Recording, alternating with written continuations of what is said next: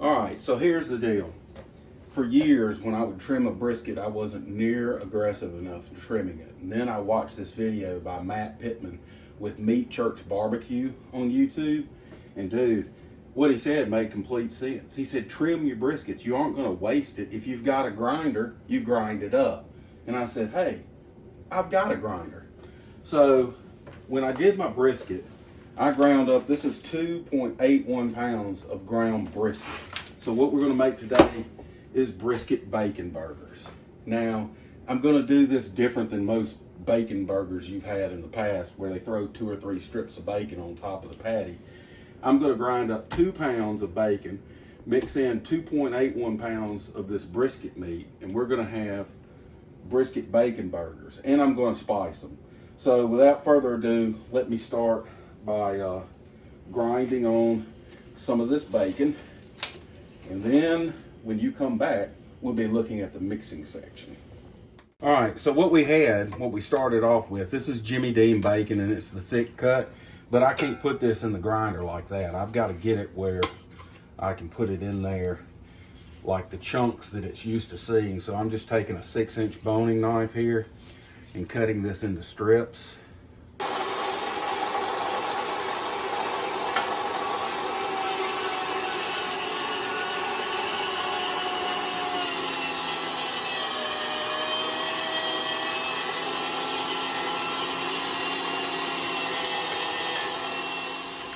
Alright, so made short work of that 2 pounds of bacon. Now I left some in the grinder, of course you always do, some on that screw, so it's not the full 2 pounds, but you know, this is 2.81 pounds of ground brisket, and just shy of 2 pounds of bacon. And since this is brisket, I'm gonna treat it just like brisket. That's one of the things, when I do burgers, I spice them like they're steak, because that's what it is. It's ground steak, it's ground beef. This is actually ground biscuit, and the spice that I use for that, another nod to Matt Pittman at Meat Church, is the Holy Cow, which you put a little heavier than the second spice. That's mostly salt, pepper, and garlic spices. And then the Holy Gospel, which you do a little bit lighter dusting of this. That's a lot of meat. And then we just mix all this together. I'm mixing bacon and brisket. I'm making a mess. And when I make this into a ball, I'll show you what we do after that. So, I've got this mixed pretty thoroughly. I've sat there and kneaded it up pretty good. I put that spice on there, and I like that spice to get ingrained into this meat, so I'm not even gonna patty it up. Right now I'm gonna throw it in the refrigerator for an hour or two and just let the meat take up the spices that we had put on there initially, and then we'll come back and patty these up in a little bit. All right, so now what we're gonna do, this has been sitting in the fridge for an hour, letting that spice soak up in there. I'm gonna patty them up.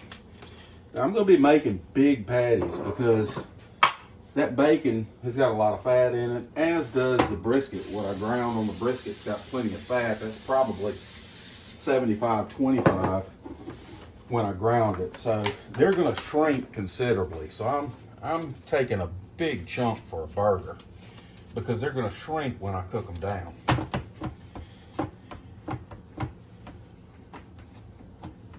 And I'm putting them on a bacon sheet.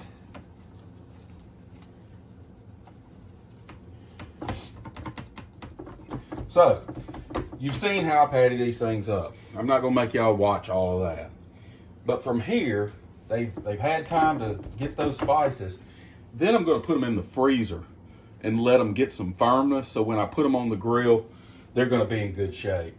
And I mentioned this work of art, this board. I gotta thank Steve Pezos for making this thing. Steve Pezos Woodworks. You know, this is a work of art. You almost hate cutting on it and using it, but that's what it's designed for. And let me tell you something. When he built this board for me, he said, man, you wanted a beast. He said, this thing 2 foot by 3 foot. And I said, yep, I'm going to be cutting some big primal cuts. But he custom made this thing for me and does great work. If you're in the market for a board, he's worth looking up. He's on Facebook. Steve Pezos Woodworks. All right, the moment of truth, the grilling of the burgers. What I'm gonna do is, I don't have this direct flame on. I've got 8 of these burgers. I'm gonna go ahead and get them posted up here. Big old burgers. Big old, big old, big old big ones. Like I said, these are gonna reduce down because of the fat content in them. And right now this grill, or this pit boss, is at 330. But I'm fixing to blast it. And you can see, I put them in the freezer. They're cold. I put them in there for about an hour and then threw them back in the fridge, just so they'll hold their shape. We're getting some cooking going there. But now, time to get the sear. When I open this pit up, I am putting straight up heat to get the char. The searing, if you will. Alright. Move them up to the top rack. Let them chill out with the regular temp for a little bit. We're going to close it back up.